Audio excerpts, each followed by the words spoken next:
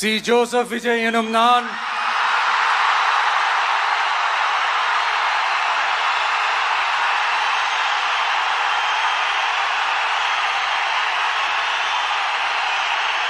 சட்டப்படி பெற்ற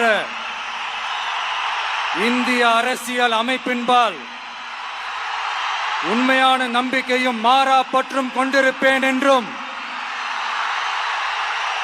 இந்திய நாட்டின் ஒப்பில்லாத முழு முதல் ஆட்சியையும் ஒருமையையும் நிலை நிறுத்துவேன் என்றும் தமிழ்நாட்டு அரசின் முதலமைச்சராக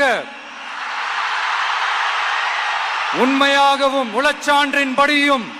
என் கடமைகளை நிறைவேற்றுவேன் என்றும்